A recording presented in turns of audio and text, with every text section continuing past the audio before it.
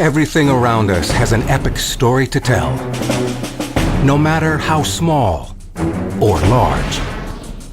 Take the bicycle. Early models were dangerous contraptions, nothing like the ones we ride today.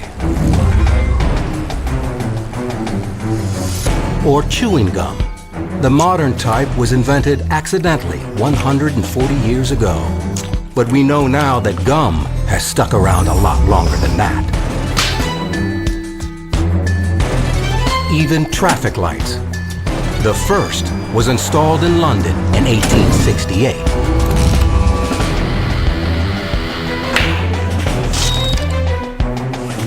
We're going to look at 16 everyday things, revealing how they came to be. How we wouldn't be drinking coffee if it weren't for a series of daring thefts. Why the first person to look into a mirror saw more than a reflection. And how an invention as simple as string can change the world forever.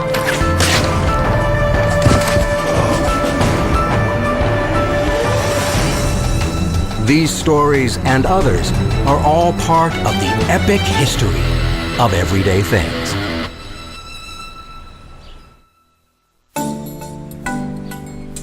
The world around us holds countless stories. Take a closer look behind the million things that make up a day, and you'll find epic tales of adventure, ingenuity, and hardship. Most of us are totally unconscious of these stories. Lamps, paintings, pillows, windows, even doorknobs, all have epic histories. Consider two surprising things about the alarm clock. In 1787, the creator of the first American alarm clock didn't consider that anyone might want to wake up later than he did. Later, during World War II, America set aside manufacturing resources for the war effort. Alarm clock production stopped, then quickly resumed when people couldn't show up for work on time. An average guy like Joe has no idea about any of this, and he's unlikely to find out. Because today, Joe will die.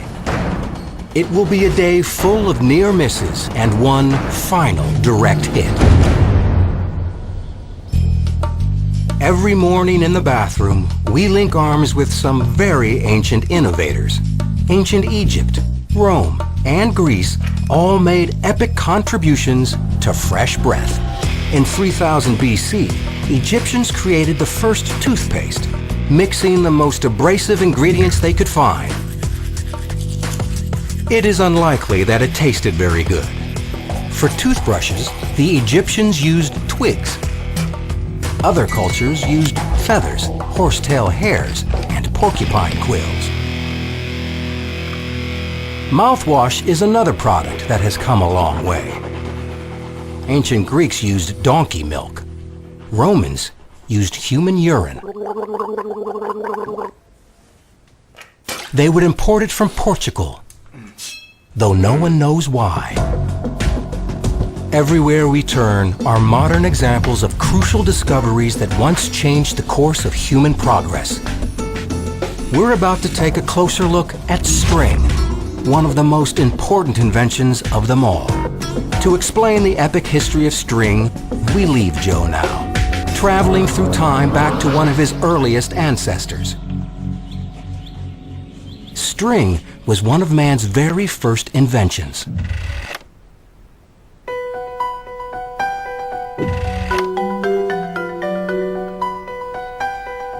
Early man's discovery of string is considered one of the first clues that humans would become the most dominant animal on Earth.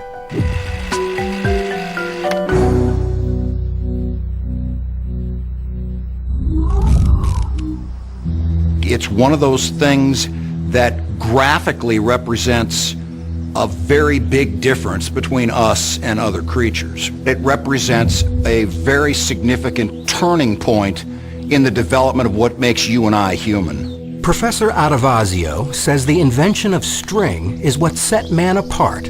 Other animals can use tools, but only man can create what the professor calls additive technology. If you assume that making items out of multiple pieces is a highly significant event in the development of us, then string is one of the very first examples of that kind of technology we know of, if not the first example.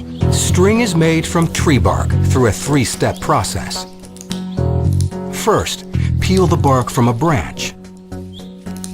Next, roll the bark fibers together to make cordage. Finally, fold the cordage in half and twist each line together. Repeat this step enough times, and eventually you have string. Once you've got string and the concept of putting things together to manufacture other things, there's a whole world available to you of other kinds of additive technologies, even if they don't involve string. It's a sign of the way you think. Having string meant man could travel to colder climates. He now could trap animals, sew their skins into clothing, and venture into new lands. With string, our weapons improved, making us better hunters of both beast and other men.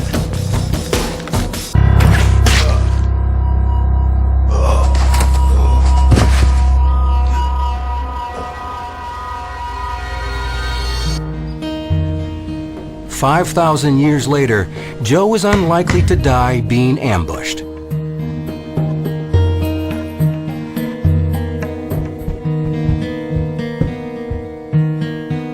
Nonetheless, he will die today. Maybe even on his morning run with his dog. Dogs have been man's best friend for 15,000 years. They have kept us warm and defended us from attackers. Nowadays, they tend to be less useful. Very few people run barefoot these days, but for most of history, we did everything with naked feet.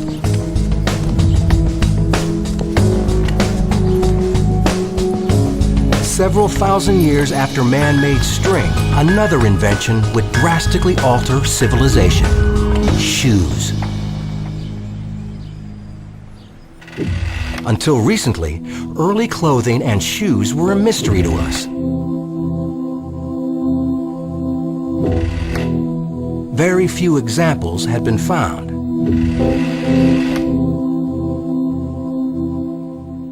But for this man's sudden death, we would have remained ignorant.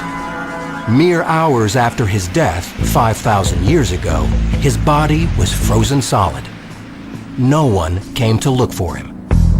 In a freak combination of location, timing, and weather, his body and all his possessions were hermetically sealed beneath glacial ice for more than 5,000 years, until the ice finally melted. When discovered in 1991 in the Ötztal Alps on the border of what is now Austria and Italy, the authorities thought he was a modern corpse. But when the truth was revealed, news of the Iceman named Ötzi electrified the scientific community. By studying his bones, forensic scientists determined the Iceman was 45 years old at the time of his death, far older than people of the late Stone Age were expected to survive. Ötzi's possessions held further surprises, such as his axe, made of copper, 1,000 years before there were thought to be copper tools. But the biggest revelation of all were his shoes.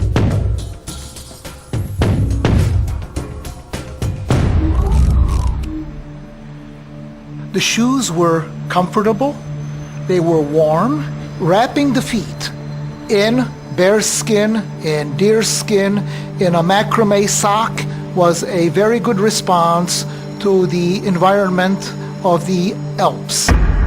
Using the decayed remains as a guide, experts recreated Ötzi's shoes and gave them to a modern mountaineer for field testing. After days of trekking through the Ötztal Mountains, the verdict was clear. In the mountaineer's own words, "There is no mountain in Europe that can't be conquered in these shoes."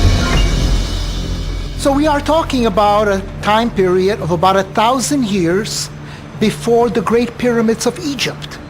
And already at that time, there were professional shoemakers. The shoes were excellent in quality. In many features, they are superior to the footwear of today. In Otzi's time, his incredible shoes would have been a valued possession. 5,000 years later, we tend to take our shoes very much for granted, until we are forced to go without them. Joe knows that running shoeless on modern streets is a generally unpleasant experience, but until now, he didn't realize that it could be far worse than that. It can be deadly. The world is full of epic stories, but most of us are too distracted to stop and think about them. Sometimes it can get us into trouble. Take Joe, for instance. Today is his last day alive. But Joe will not die on this road. And when he does die, it won't be his dog's fault. If anything, dogs have often helped man live longer. In ancient Greece, dogs were trained to lick sick patients. In the 14th century, Saint Roch was said to have been healed of a plague of sores by a dog's tongue.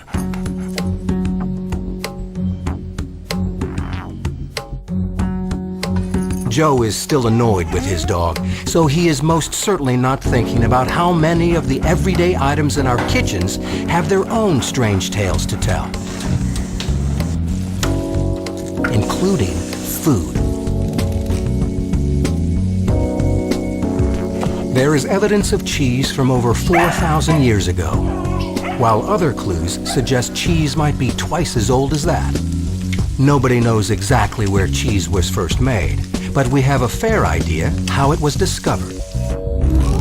Cheese is believed to have been created by accident, when milk, being carried on horseback, was churned into a solid by the horse's movements. This early cheese wouldn't have looked very nice, but over thousands of years, it would come to be loved by both man and beast. The cheese in Joe's omelet is a rare example of food spoilage resulting in something delicious. Today, Joe knows almost nothing about the origins of his breakfast, or the table manners of his ancestors. For the majority of human history, food preservation ranked as one of the most difficult and deadly problems, until the arrival of the can, allowing a few small countries to take the world by storm. Today, cans are such common household items, we often forget their importance. But there was a time not long ago when the whole world bowed before the might of the humble can.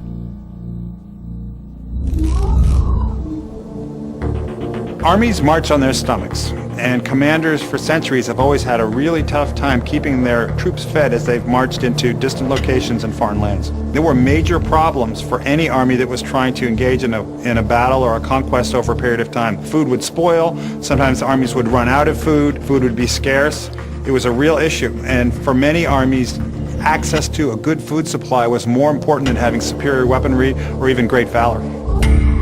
Napoleon was so obsessed with the idea of food preservation for his troops that in 1795 he offered a 12,000 franc reward, about $40,000 in today's money, to anyone who could come up with a solution.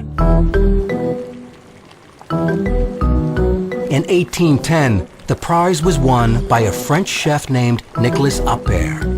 Appert's innovation was to put food inside sealed bottles. The heat destroyed the microorganisms that cause food to spoil, and also formed a vacuum seal to keep any new microorganisms out. Appert introduced his invention to the world through a dramatic publicity stunt that involved preserving an entire sheep.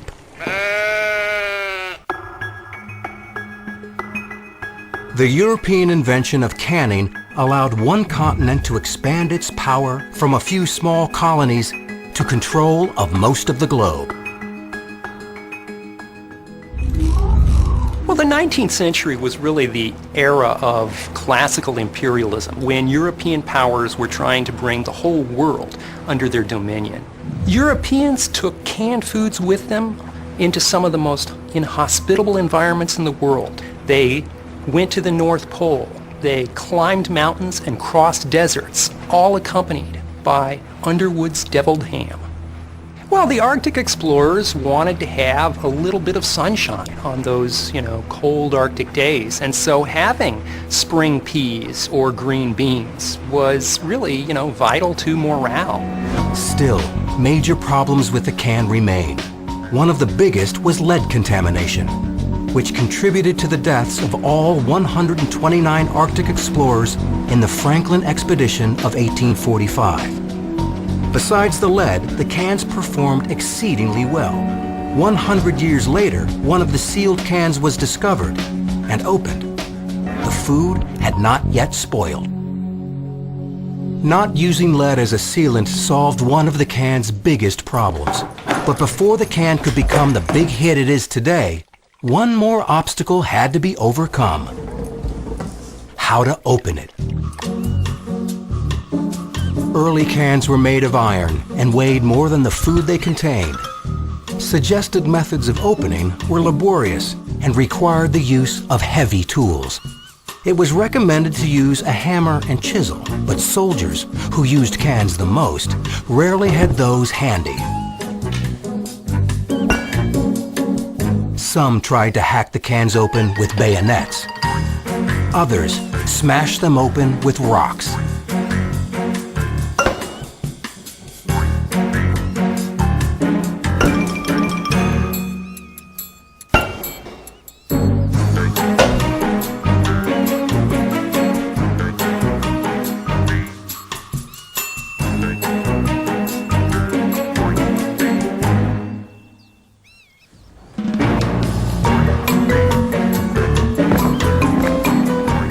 Brave few were especially creative, proving that sometimes necessity is the mother not of invention, but of stupidity. Beginning in World War II, the U.S. military solved this problem by issuing their own can opener to soldiers, the P-38. Hey, Charlie, I'll trade this stuff for your candy and cigarettes. Toss in your coffee and it's a deal. Easy-to-use household can openers did not come into existence until nearly a century after the can first appeared. Less than 50 years after that, astronauts were using these can openers in space. Back on Earth, Joe has never given a moment's thought to how convenient his can opener is. The same can be said of many items in his kitchen, such as his dishwasher. The first dishwasher was built in 1886 in Illinois by Josephine Cochran, a wealthy socialite who was annoyed that her servants kept chipping her china while washing. But there is one thing in the kitchen that modern man relies on above all others. Many claim they can't live without it. Yet they have no idea of the 1,500 years of treachery, bold gambles, terrible hardships, and even the seduction it took for coffee to be with us today. Our story begins on the plains of Africa with a most unusual cast of characters. Kaldi frequented long journeys across the highlands of the country, and on one of his journeys, as he was tired, he notices that the goats were acting very energetic and jumping around frantically. As he's trying to figure out why they're behaving this way, he discovers that they're chewing onto these berries from a shrub. So he goes ahead and tries the cherries himself, and then he finds out that he has all this energy and acting very frantic as well. Kaldi then takes the berries to a learned holy man and tells him about the effects. The holy man disapproves it and throws the berries into the fire. But as the berries were roasting, it created this aroma that the holy man himself found to be very appealing. He then ground it up and dissolved it in water, and that became the first cup of coffee. Today, coffee is the second most traded product in the world. But until 300 years ago, the only way to get it was to steal it. It wasn't until about 500 AD that coffee beans came to be roasted in Yemen and in Egypt, and the beverage as it is known today was first sipped. By the 16th century, the first coffee houses were opening in the Muslim world. But the Arabs, who believed the brew to have mystical powers, zealously guarded their treasure and refused to export fertile beans to the West. For almost 500 years, the Arabs enjoyed coffee, but no one did anywhere else. In the 17th century, Baba Budan, an Indian holy man, was on a pilgrimage to Mecca. He grew a liking to coffee, much like the other holy men in the area, as it enhanced their religious experience. One dark Arabian night, Baba Budan took 6 fertile beans and hid it in the folds of his dhoti and smuggled it out of Mecca. Baba Budan's journey ended in a deadly ambush, but the beans he smuggled made it to India, where they were planted and bore fruit. Today, Baba Budan is revered as both an Indian saint and a man who liberated coffee. Later that century, coffee arrived in Europe and became an instant success. The Dutch would come to monopolize the trade, growing the plants in their colonies, but they soon made a mistake. They gifted a plant to King Louis XIV of France. Infertile beans were common in Europe, but a live plant was exceedingly rare and precious. Coffee was of paramount importance in the international trade at that time, and for Louis XIV, it was really his prized possession, and that's really demonstrated in the intricacy of the greenhouse built to house his beautiful coffee plant. While King Louis had no interest in sharing his prized possession, another man had his own plans for the future of coffee in Europe. First, he would have to get his hands on Louis's coffee plant. There was a French naval officer named Gabriel Mathieu de Clou, who was an ambitious soldier, to say the least. Decided that he wanted to have a hand in competing with the Dutch global trade. If he could get one fraction, just a tiny little clip off of that plant and bring it to the French colony of Martinique, then he would have his meal ticket. De Clou petitions the king for a clipping from the royal plant, and Louis XIV obviously, refuses. De Clou scales the wall, leads a moonlight raid, goes into the hothouse, takes a tiny little clipping, and escapes unseen. This would only be the first in a series of life-threatening trials for De Clou as he set sail from France, headed for the Caribbean. But to De Clou, his life was of secondary importance to the health of his treasured plant. As he recounted in his journal, a fellow passenger, jealous of De Clou's plant, attempted to purchase it from him.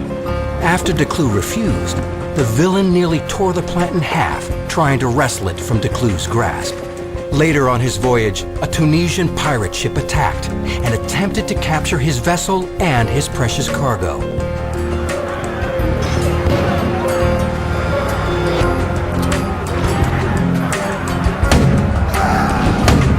After a fierce showdown with the pirates, De Clou's ship narrowly escaped, and De Clou, and more importantly, the plant, were safe.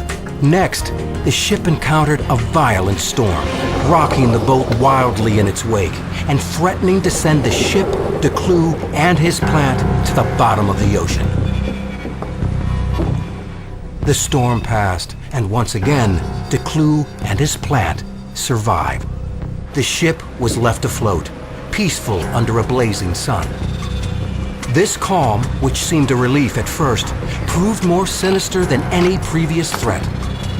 Soon, water supplies grew short. Dying of thirst is one of the worst fates that can befall a man. Yet De Clou was willing to risk it, giving his ration to the coffee plant. Growing weak from thirst and exhaustion, De Clou didn't know it at the time, but he and his plant would only need to endure a few more days. His desperate gamble paid off. The ship made it at last to Martinique, where, under constant guard, the plant grew fruitful and multiplied. Over the next 50 years, De Clou's coffee bush yielded a family of about 18 million other plants. Most people today know nothing of these dangerous gambles. They just think of coffee as a pleasant way to start the morning. As we go through our day, we are surrounded by simple things that have arrived in our lives through the most dramatic of circumstances.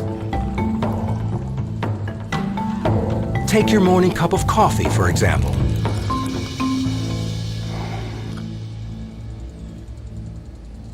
A guy like Joe might know that the beans came from Brazil. But to get them there afoot.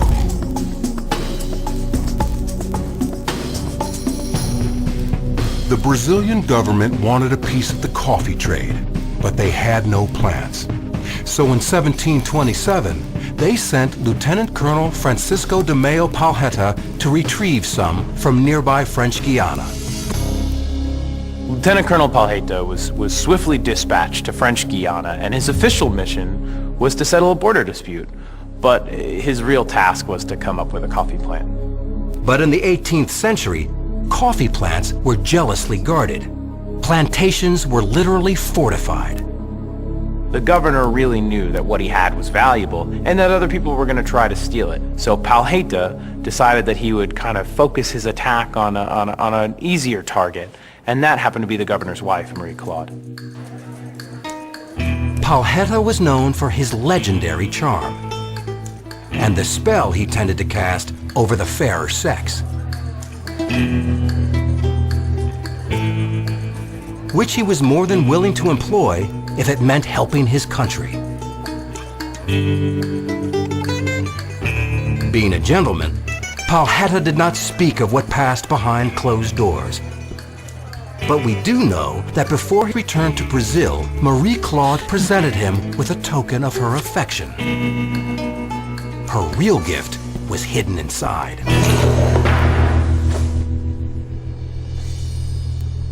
This seedling would grow and multiply, eventually establishing Brazil as the world's greatest coffee empire. And by 1800, that once elusive plant would become a staple of South American agriculture and a familiar fragrance on breakfast tables around the world that we now take very much for granted. Outside of the house, the opportunities to view epic history expand exponentially. Today, we associate high heels with women. The fact is, however, that throughout history, high heels were often worn by men. In ancient Egypt, butchers wore them to keep their feet out of the blood and guts that covered their floors. Roman men wore high heels to keep their feet clear of the mud and garbage in the streets. For Joe, ignorance keeps things simple till the next distraction comes along.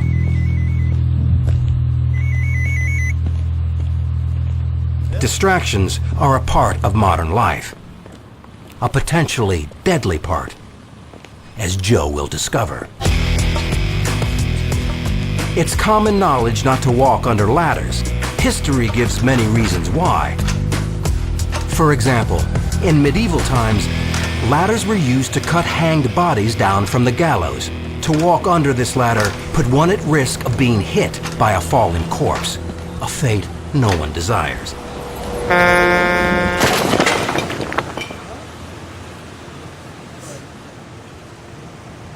You want to walk across the street, okay? Joe's day will be full of close shaves with death.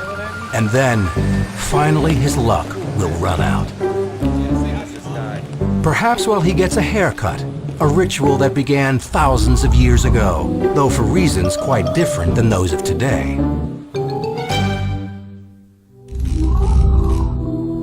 Dating back to Egyptian times, it was believed that evil spirits would enter the body through the hair. There were barbers back then as well, so for the commoner that wasn't in the priesthood or in any sort of upper echelons of society, they would be able to go to a barber shop. Those ancient barbers, being held in such high esteem, were also empowered to perform marriages. In Rome, the barbershop itself was an important venue, serving as the hub of social gathering and gossip. Over the centuries, the roles of barbers evolved, and by the Middle Ages, had gone in a most unusual direction. So initially, barbers started off as healers and curers of the sick, and it was only from then that they moved on to mainstream barbering.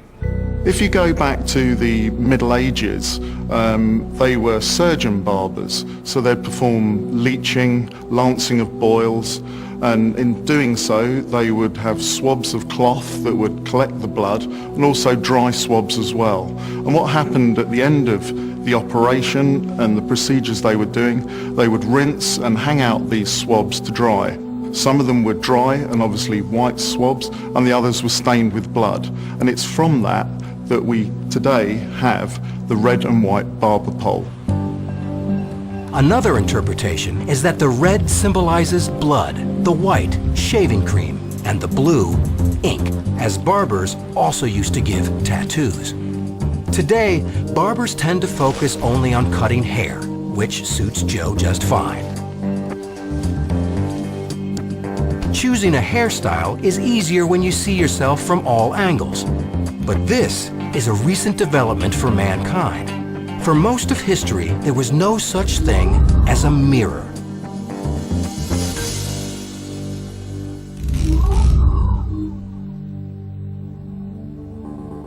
For us as 21st century people, it's very difficult to imagine what it must have been like to live in antiquity, well up through the Middle Ages, hardly ever seeing your reflection. We look at ourselves in mirrors literally hundreds of times a day. A person living in antiquity, a person living in prehistoric times, literally wouldn't have that many opportunities in his or her lifetime to catch a glimpse of themselves. The experience must have been startling. It must have been extraordinary. People laugh and burst into giggle fits when they hear their voice for the very first time on a tape recorder. We don't actually know what we sound like. Imagine not knowing what you look like. Seeing one's own reflection was such a strange concept to most people that they figured it must be the work of otherworldly forces.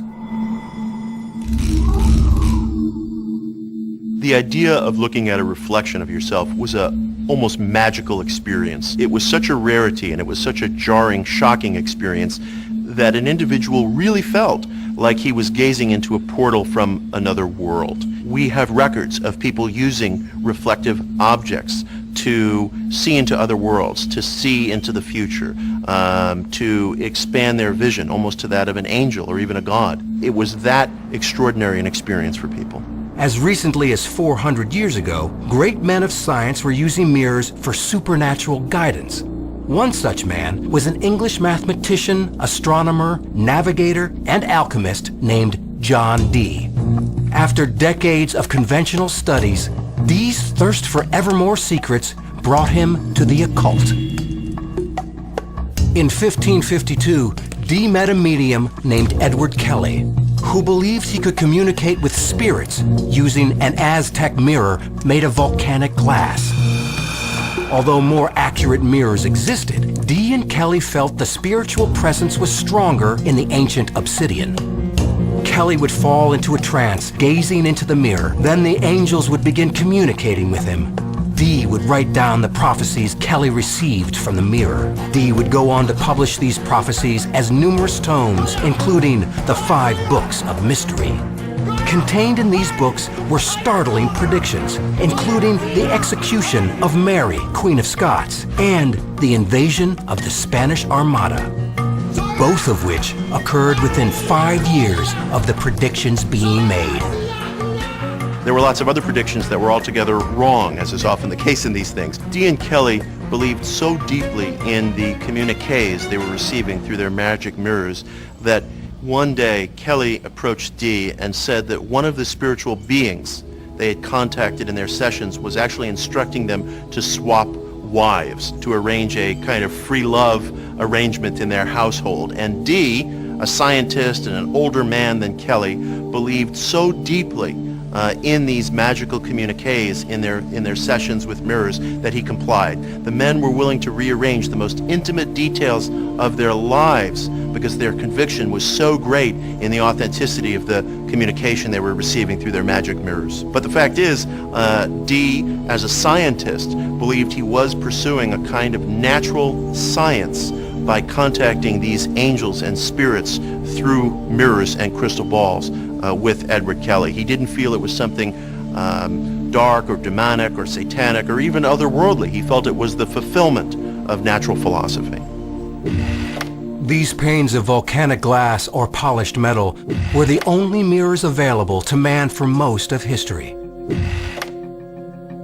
Mirrors as we know them today did not come into being until the 13th century in Venice. And when they did, the technology would become one of the world's best kept secrets.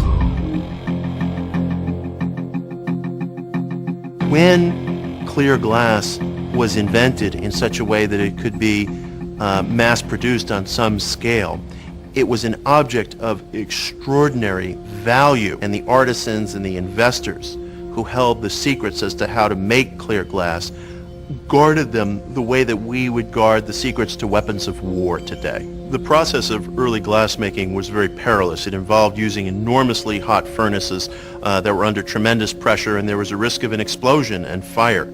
That's how the island of Murano became a center of glassmaking. It was first a decision based on safety. There was a need to move these furnaces away from population centers. And there was an ancillary benefit, which is that it isolated some of the artisans, and so it was thought prevented them from sharing their secrets with foreign powers.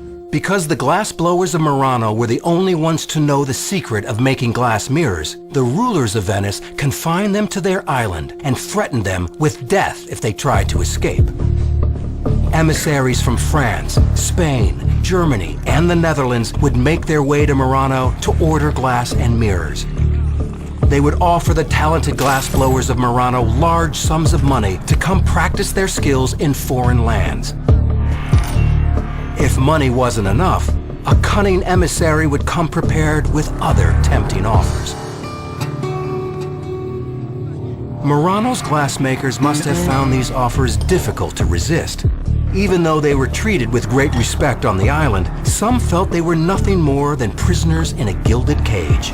So, it is no wonder a few of these master craftsmen could be persuaded to pack their bags and take their skills to foreign lands. But leaving wasn't so simple. The ruling Venetian council hired assassins whose sole mission was to make sure Murano's secrets never left the island.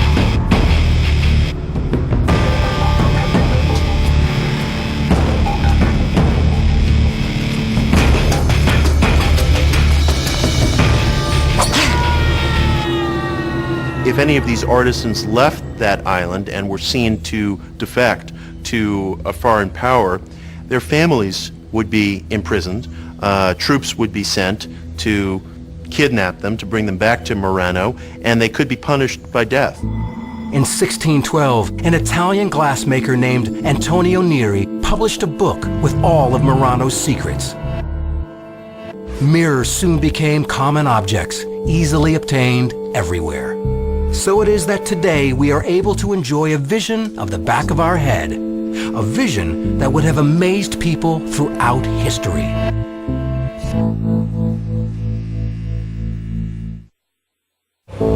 There are epic stories behind even the simplest things. Most of us, however, never give these things or their stories a moment's thought. Take the act of shaving, for example. Before the mass production of the safety razor in 1904, to get a shave from a barber was to put your life in his hands. For a guy like Joe, a straight razor shave is a really bad idea, since he is destined to die today.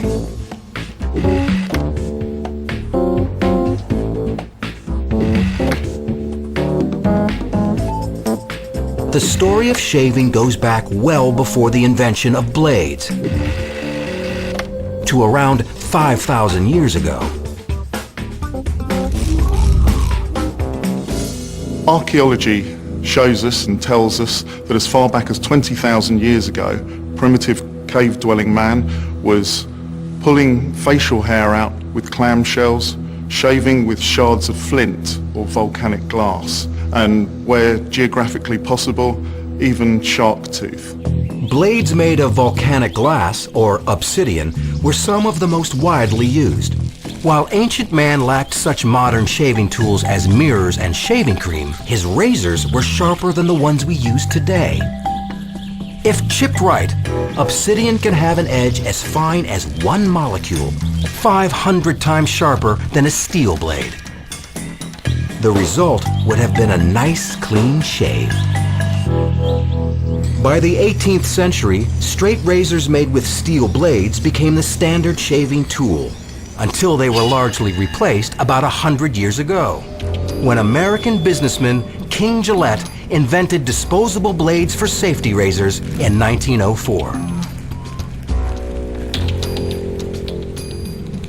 Most barbers don't get too much practice anymore using the straight razor, also known as a cutthroat razor.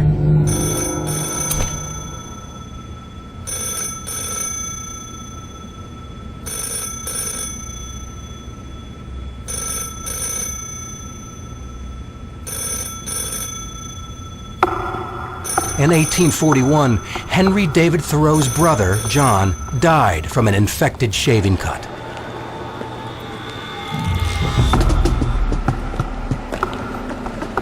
Henry is said to have moved to Walden Pond to work through his grief.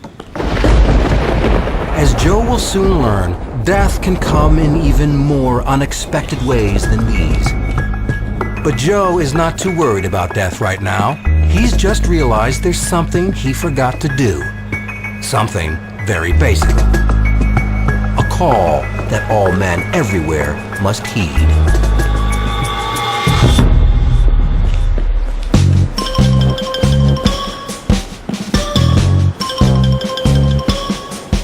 Ancient Romans used urine for cleaning grease stains and tanning leather. Urine was such a large industry that around 60 AD, the Emperor Nero placed a tax on it. For most of man's history, when he felt the urge to go, he just went, wherever he happened to be, which explains why most early cities were disease-ridden and foul-smelling. A fact that millions of people learned to live with until one invention changed all that. One invention that, coupled with a few others, formed a system for disposing of human waste in a manner far more sanitary than ever before. It made our homes and our cities safer and healthier. It's far too easy to underestimate the glory of the flush toilet, the throne of civilization. If we think about it all, it's like, oh, what a great thing to have. But in truth, I think plumbing, toilets were like the saviors of civilization. If it weren't for the toilet, the modern flush toilet invented plumbing, the world wouldn't have advanced. The most successful early empires understood that to be a great civilization, you must have a great sewage system. The Romans had a goddess, Cloacina, who oversaw everything having to do with the sewage and the water leaving the town. They worshipped her and relied on her to make sure that the waste and the diseases left the city. That's how important it was to them. And when they went to another part of the world and they were setting up, they're trying to conquer it, the first thing they built were the baths. We call them baths, but really the key component to it wasn't just these places to soak in the water, it was actually the toilets. Sometimes they'd have a dozen, maybe 20 seats, all lined up in the same room. Water would flow under the seat, and all the men, the leaders of the town, the politicians, the soldiers, would go in there and talk for hours on end, get the business done, every way conceivable, and then leave. And the waste would go down into their massive aqueducts. I mean, these aqueducts are still standing today. After the fall of the Roman Empire, toilets and sewers, like many other advances, vanished from Western civilization until 1100 years later, when Sir John Harington of England invented the flush toilet. Sir Harington was better known in his lifetime as a courtier, poet, and author, and godson to Queen Elizabeth. But it was his flush toilet design in 1596 that would cement his place in history forever as the John after whom the toilet is nicknamed. The greatest innovation of his flush toilet, which he called Ajax, was the addition of a cistern to release water into the bowl, effectively flushing it. John Harington's design would directly evolve into the toilet we use today. But because his design included no plans for what to do with the waste after it was flushed, people treated his invention as a joke. They were quite content doing as they had done before, throwing their waste out the window. As more and more people moved into cities and more waste piled up, you couldn't just throw it out in the streets. So they built cesspits, huge deep pits that would take maybe years to fill up. Eventually they did. They'd overflow, and then the night soilmen, the men who would come in and take the waste out of the streets, also had the job of emptying those pits. It was an unbearable job. They got paid triple the normal wages, but it really wasn't worth it. They worked in teams of 4, the hole man, the rope man, and 2 tub men. The hole man had the leading role. First, he would steel himself for the ordeal to come. Then, he would carefully make his way down into the depths of the cesspit. Once comfortably settled, he would loosen the sludge and scoop waste into a bucket. Next, the rope man hauls the bucket up and passes it to the tub men, who stand alert and ready.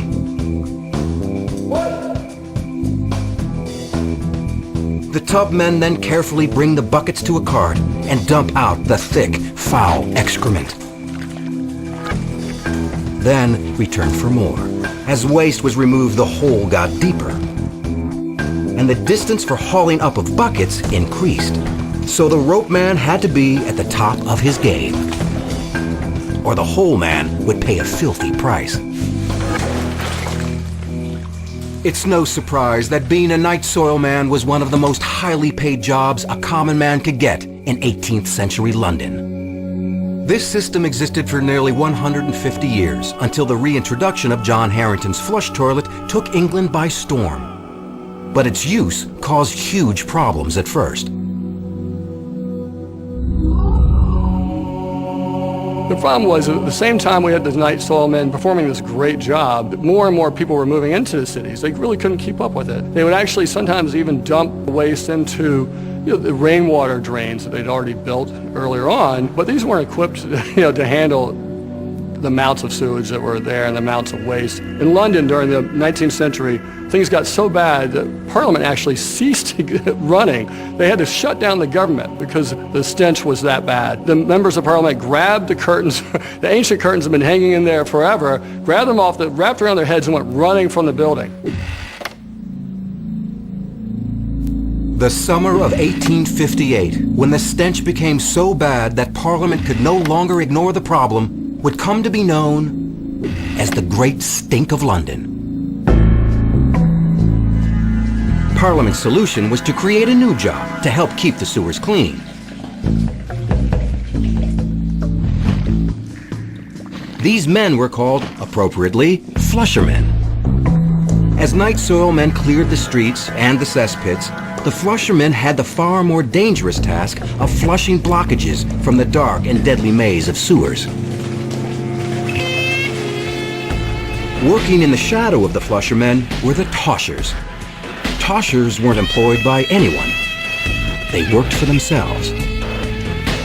Toshers would scavenge the sewers, hoping to find items of value. According to some estimates, as many as 100,000 men, women, and children, about 5% of London's population, earned their living in the sludge. But it was dangerous work. The air was lethal. The gases from the waste could poison even the hardiest of men. There were no maps of the maze of sewers, and it was easy to get lost. Forever. Once they realized they had to do more than just have a great toilet, they had to have sewers and drainage that actually took it properly out of the city and away from society. They built these aqueducts that rivaled the Romans. Once this happened, the toilet took its proper place as the throne of civilization. Today, a flush of the toilet sends waste down into a complex series of sewers and far away from your home. So we can flush away as much as we like, and no one has to go down a hole. His body emptied of unnecessary fluids, Joe can now focus on filling it up again at a restaurant. There are epic stories in everything around us and every place we go.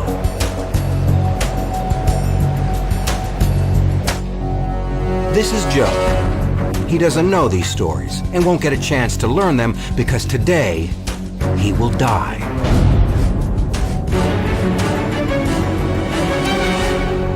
The story of the modern restaurant, for instance, begins after the French Revolution. With the fall of the ruling class, personal chefs found themselves out of work. They opened eateries where all could be served food prepared by professionals. There are many more items of interest inside the restaurant. But the ones with the most amazing tales to tell are among the smallest. Take salt, for example. It is one of the most common minerals on Earth. So it may be a surprise that until recently, salt was very difficult to come by.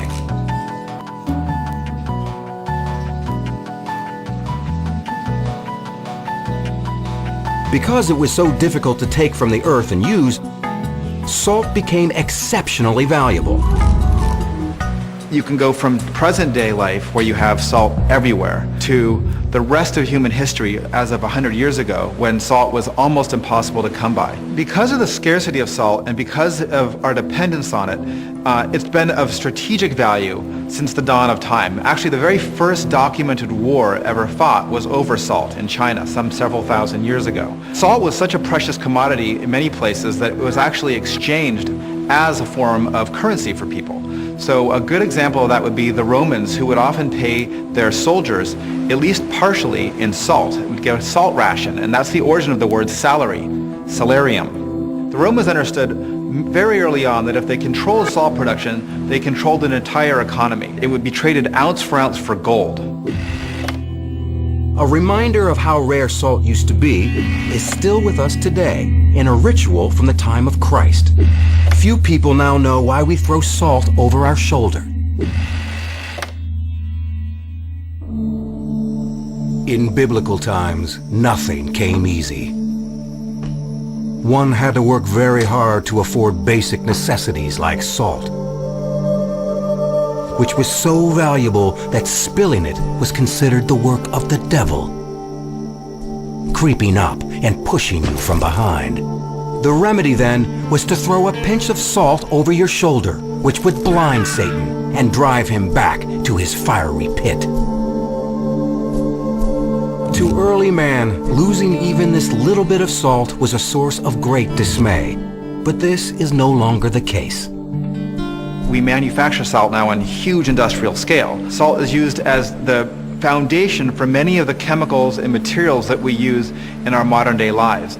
From glass to plastics to dyes and textiles and paper. It's used by millions of tons to de-ice roads. Today, the mineral that wars were once fought over is so common we can waste it for nothing more than a few moments' amusement.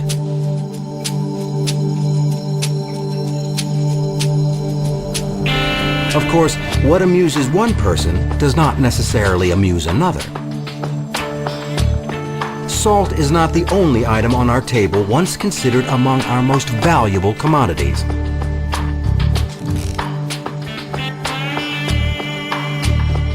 People would once do anything to give their food a little flavor.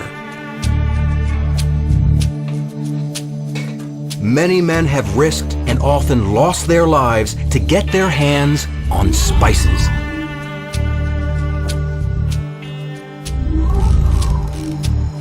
When average people just started to get access to pepper and other spices, it was like, it was like winning the lottery back then. People would spend their money on things that made them feel happy. And the only thing that really made you feel happy in those days was eating well. And so eating well meant spicing your food up. By having spice in their life, by putting spice in the food, it elevated their cuisine from really pretty horrible to excellent. It was as important as anything that they ever had back in the day, and that's why spices were worth what they were worth. People were willing to pay almost anything to get spice so they can have something good to eat every day. For most of human history, spices were only available to those who lived near their source. By the late 1400s, brave men traveled great distances and faced extraordinary dangers to bring spices home. One of these voyages resulted in the European discovery of America. When Christopher Columbus sailed the ocean blue, he was looking for the Spice Islands, and instead he found Cuba and the United States. He thought he was going to find pepper, Piper nigrum, the little black pepper. Instead of finding pepper, he found chilies, and when he tasted it, he said, aha, it's hot, it reminds me of the sensation of pepper. When it has absolutely nothing to do with pepper, he just said, I'm going to name this pepper. It's a different form of pepper, and hope that Queen Isabella didn't notice. Many other dangerous voyages were launched in the quest to bring spices to Europe. But no man was more determined or paid a higher price than Ferdinand Magellan. Magellan's plan was to become the first man to travel around the world. But his motive was not exploration, it was commerce. Magellan wanted nutmeg. With 5 ships carrying a crew of 234, he left Spain in 1519, and after avoiding an opposing Portuguese fleet, sailed westward to South America. On the coast of Argentina, Magellan put down a mutiny and executed at least one of his ship's captains. In November 1520, Magellan became the first European to cross into the Pacific from the Atlantic. And there he found nothing. No one anticipated that the ocean, which Magellan named Pacific for its calm waters, would be so vast and so empty. The Pacific voyage Magellan thought would take a few days became 4 months.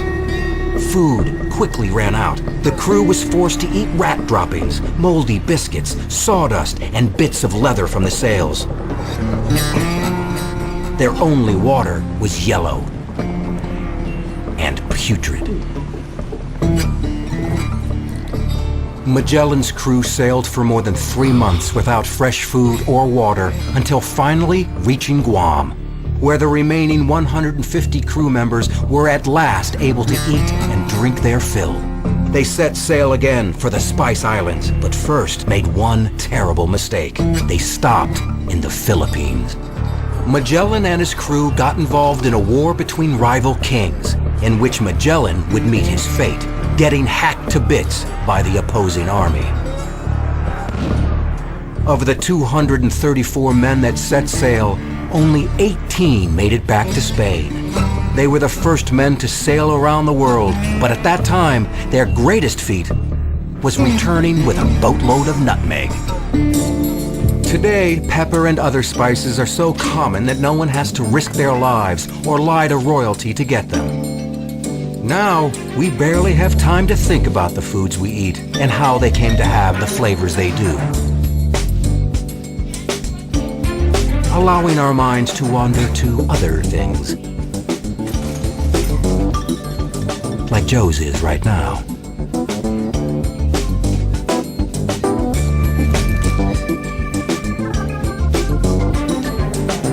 What he's not thinking about, but should be, is the thing that is so often on all our minds: money. We rarely ask ourselves why these pieces of paper have value. To answer this, we must first come to understand the many millennia it took humanity to arrive at what we all know as money.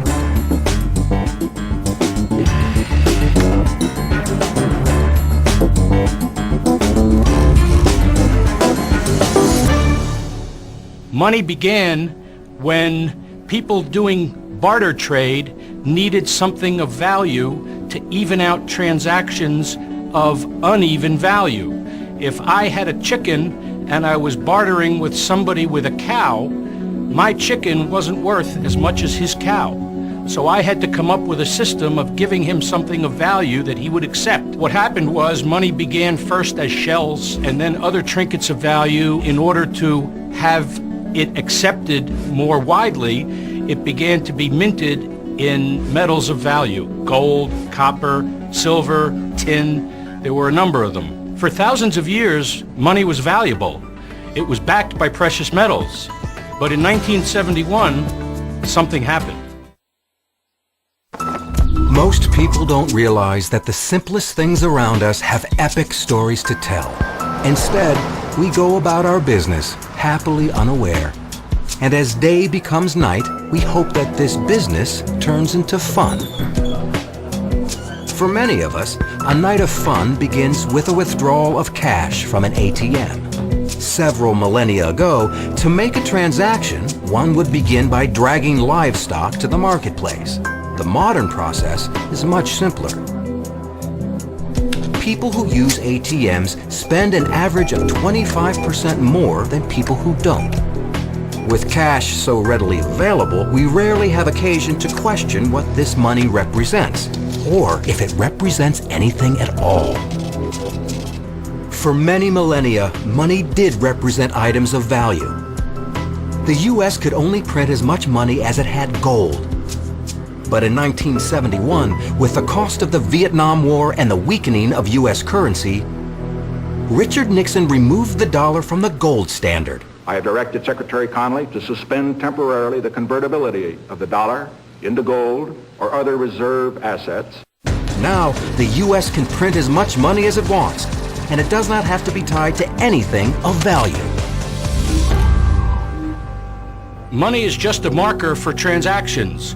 It used to be based on gold, but after 1971, it was allowed to float in the marketplace. It's no longer based on anything but faith. And it was international trade on a day-to-day basis that set the value of the dollar, and does till this day. Every empire since the days of the Romans who were on a fiat currency, which is a currency based just on faith, has sort of backed into a dilemma where people continue to push the value of the currency until some sort of a bubble-like event happens. Despite this, money is quite good at enabling men to make wagers. And there are few things men enjoy wagering over more than games of skill. One of the most popular for many centuries has been billiards. Billiards began as an outdoor lawn game, like croquet, when it was originally played in Europe in the 15th century. That's why the cloth is green, like grass. Original pool cues were called maces and had large heads reminiscent of golf clubs. But these were hard to use for shots near the rail. So in the late 1600s, players began to turn their sticks around and use the narrow end called a cue. To avoid tearing the table's cloth and other mishaps, only the most skilled players were allowed to use the cue stick. Now, everyone uses it, and mishaps are not uncommon. Joe continues to tempt fate. But he won't be murdered now.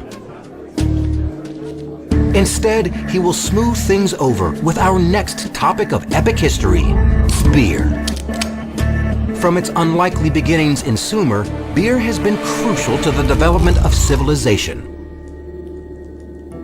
Beer was discovered strictly by accident. What probably happened was that grain or bread that was baked, or maybe even fruit, sat in a bowl, it got wet, it then maybe sat again for another couple of weeks before people came back to it. Lo and behold, there was a liquid that seemed to have a different taste. What was this liquid? Let me try some. And guess what? It was beer. It was mystical. It was divine. Only the heavens could have delivered this to us. Goodness knows, they really liked it. They liked the flavor of it, and they liked the heady effect that they got from it as well. Until the discovery of beer, actually, people were nomads. They lived a nomadic existence, traveling from area to area, trying to get food for the day. We can go back to maybe the 10th century BC. People settled along the area of the Tigris and Euphrates River, which is now modern-day Iraq. These people set themselves up as farmers. Grain became very valuable. In fact, was used as a commodity for trade. Beer became a bartering agent. They actually developed different strains of barley they found barley that made better beer. It was a consolidation of agriculture, but also realized that pretty much every family made their own beer. Beer was a unifying agent because, again, it allowed people to settle in one spot for an extended period of time.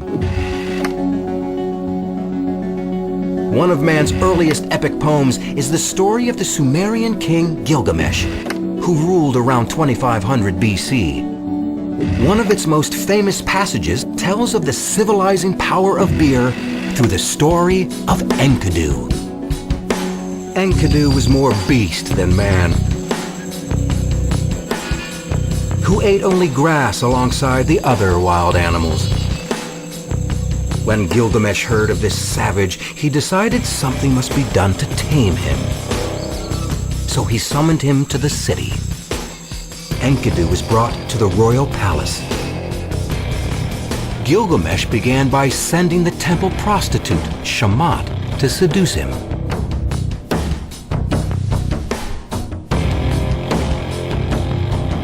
They lay together for 7 days, and at its end, Enkidu found himself feeling somewhat more relaxed. He was also very hungry, so Shamat fed him bread. He was very thirsty, so Shamat brought him a beer, and another, and 5 more. The beer transformed Enkidu. As the poem says, he became expansive and sang with joy. As King Gilgamesh had hoped, beer proved its power to tame even the wildest of men. Beer's ability to transform people is so great that many assumed it must have been created by a power higher than man. People who tried beer for the first time probably were astounded by the mystical qualities. They were mind-altering qualities. Nothing like this has ever happened before, but something came from this liquid. Who delivered this to us? Only the gods could have. The idea that beer was a gift from above actually resonated throughout history. This liquid had to have been delivered by a deity, and in the case of the Sumerians, that deity was named Ninkasi, the goddess of brewing. She delivered beer to their culture. They prayed to her for a good crop, for a good harvest, and consequently for good beer. And actually what the Sumerians did was to write a recipe for the first beer, and this was called the Hymn to Ninkasi, going back to 4000 BC. This was done in cuneiform tablets, which basically still exist. People are able to decipher them and recreate that beer. So it is in beer that we've entrusted some of the most important moments in American history. Over beers, the Founding Fathers came up with much of the Constitution in 1787, including Congress's two-house structure, which stands today.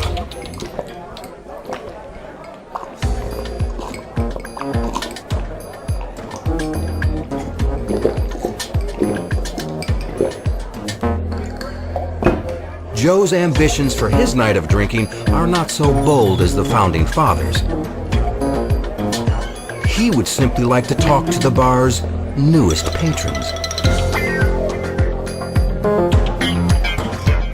But he must act fast, because before the night is over, he will meet his end.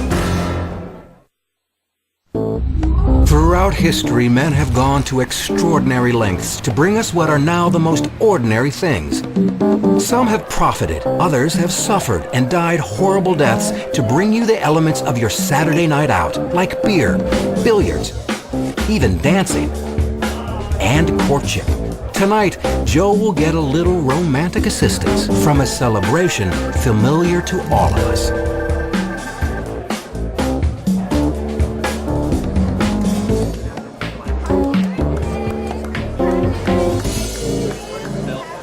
This celebration would not be complete without one object that is not taken very seriously today, but was once revolutionary to people's lives: the candle.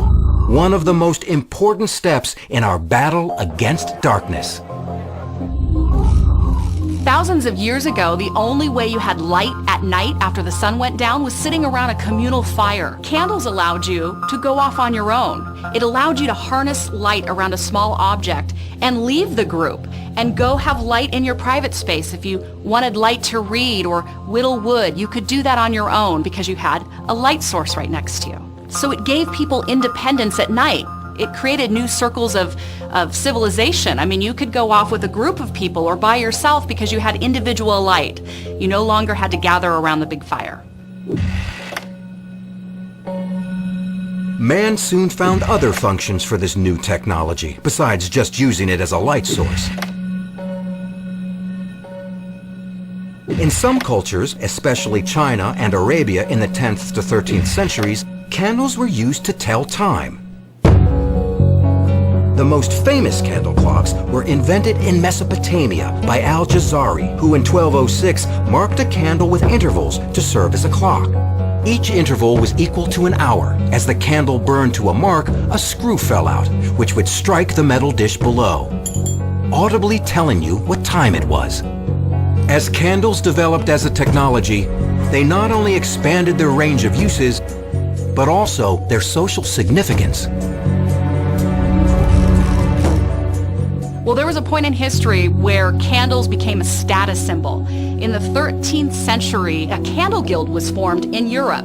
Chandlers, as they were called, professional candle makers, that's what a chandler is, in England would go door to door collecting kitchen fat, and they would make candles. They opened up candle shops around England. Well, in 1709, they were very successful at persuading Parliament to ban at-home candle making. So they had a monopoly on candle making, which of course drove up the price. Candles were a status symbol because they were considered something that not the average person could necessarily afford.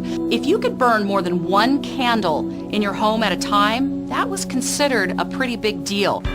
The story of Miss Jenkins, a fictional character from the time, provides a vivid illustration of the candle as a status symbol. Miss Jenkins was very concerned about appearances. She always kept 2 candles out in her sitting room because that showed she could afford to. But being frugal, she only burned one at a time. She didn't want people to know that, however, so she would alternate between the 2, so that both would be of equal length in case company dropped by. And thus it would look as if she had been burning both at the same time. The candle as a primary light source would soon be replaced by newer technologies. But it would not be phased out entirely. You would think when they invented the light bulb in 1879 that would have been the end of candles. Not so. They continued on and they became more of a decorative piece in people's homes. They weren't necessary, but we still wanted them as part of our lives. Isn't it amazing? Candles are a $2+ billion a year industry, yet we don't really even need them in our lives. There's no practical reason, we just want them. We don't need them, we want them. Today, candles serve as little more than mood lighting or in ceremonies. But these ceremonies are important as they have the ability to bring people together. As we emerge from the bar into the well-lit street, it's hard to imagine how different this experience would have been for most people throughout history, for whom there was nothing more dark and dangerous than the night. A nighttime stroll is a very recent addition to man's romantic repertoire.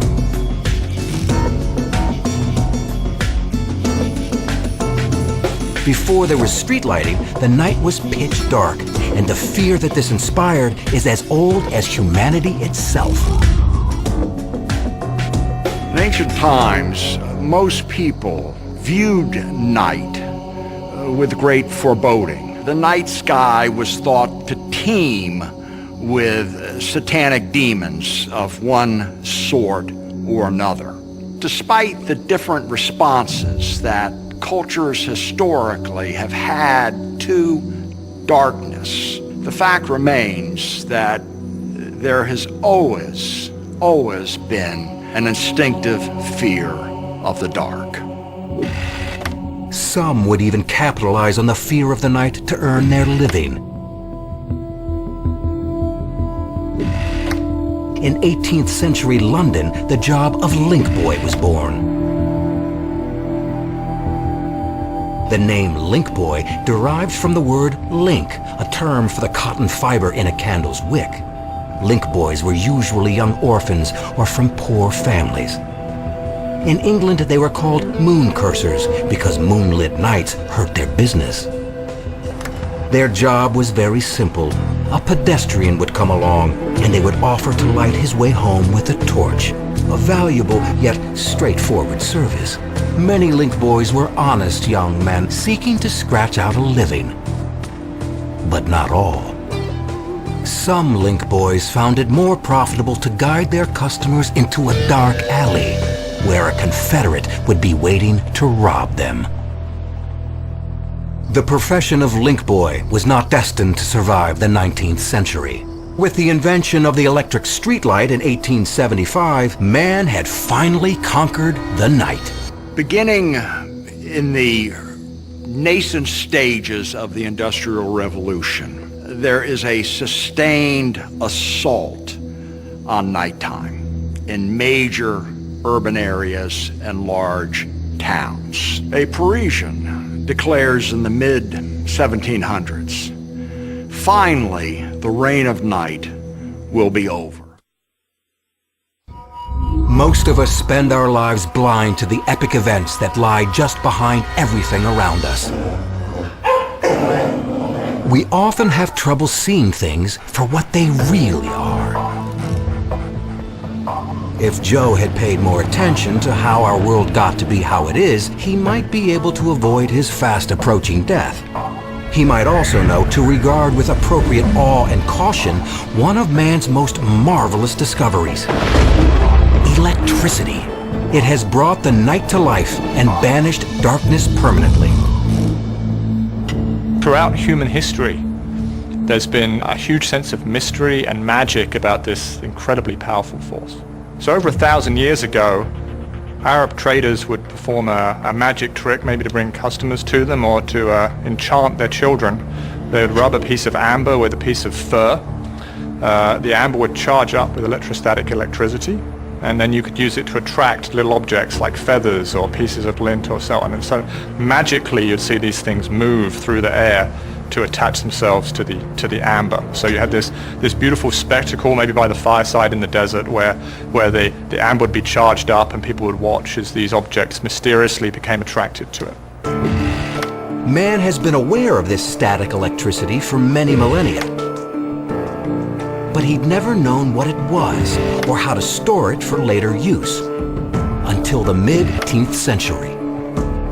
In 1745, a German physicist and Lutheran cleric named Ewald Georg von Kleist set out to better understand this mysterious force. He wished to create a device that could store and release an electrical charge. He began by lining a glass jar with silver foil and filling it halfway with water. He then took a cork with a wire running through it and corked the bottle so that the wire was touching the water. The wire and water connected to the inner foil, which he then linked to a crude friction machine. It was his theory that the electricity produced by the friction generator would be transferred into the jar. But if it stored too little, it would be useless. And too much could be deadly. His device worked. Man had controlled electricity. The question now was how to distribute it. In the late 1880s, this issue was at the root of one of the most notorious debates in the history of science. There were two possible methods of distribution. One was direct current, or DC, which means the electrons only move in one direction from the source of power to their destination. The second was alternating current, or AC, in which the power moves backward and forward, sometimes using a revolving magnet. The defenders of the competing methods were two former colleagues, Thomas Edison for DC and Nikola Tesla for AC. Edison engaged in something that we now call the current wars. This great battle between AC from Tesla and DC from Edison. DC is actually fairly dangerous. One of the greatest storms in American history happened in 1888, which really shut down the eastern seaboard for over a week. And many people were killed because Edison's early DC power lines were falling on them as a result of the snowstorm.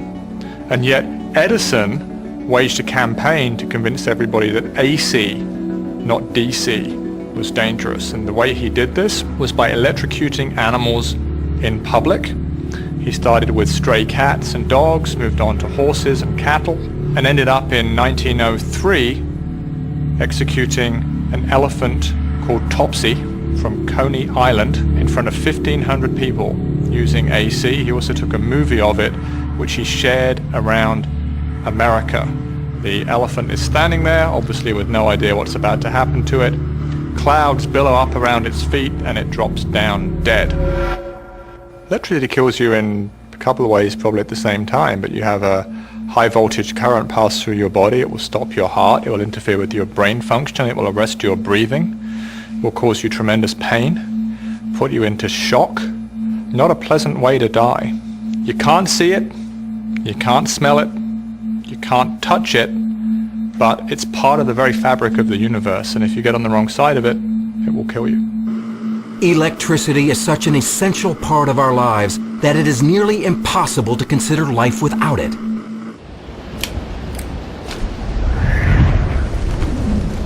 But we often forget how dangerous it truly is.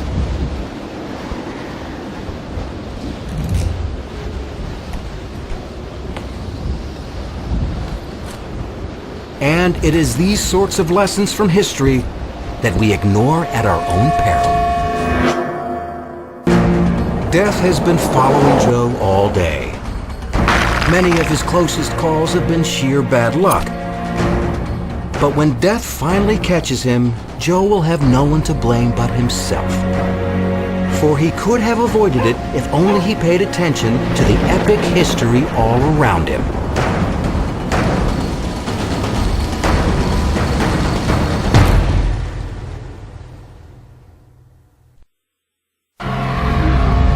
History can teach us so much about our modern world. We know how much electricity gives us, but we might forget the power it also has to take away.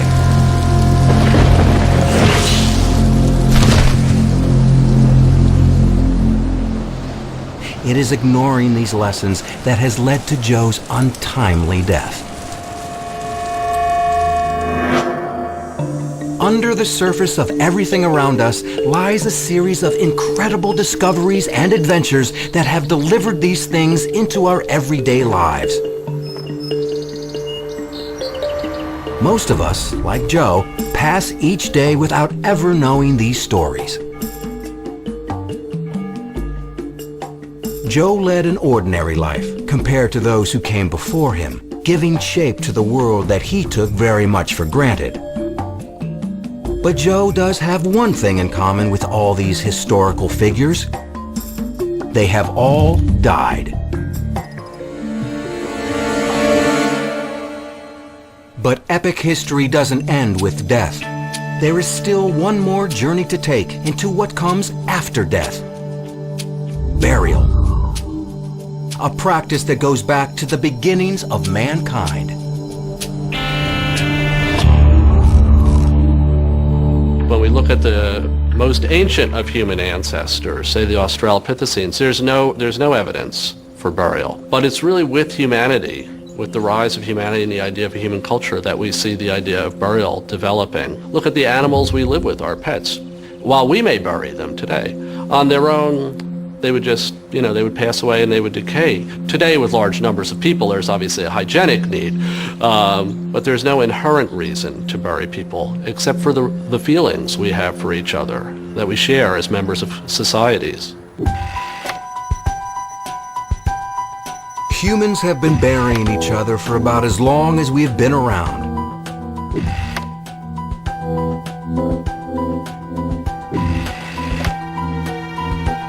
But after hundreds of thousands of years of practice, the procedure can still sometimes go terribly wrong. In 1894, a young woman named Eleanor Markham died in a town near Syracuse, New York. Before her death, she had claimed to have heart trouble. When she slipped into unconsciousness and her heart stopped, there was no reason to doubt she was anything but dead. she was officially declared so, and the undertakers closed the lid of the coffin when movement was felt from within. Eleanor Markham was still alive.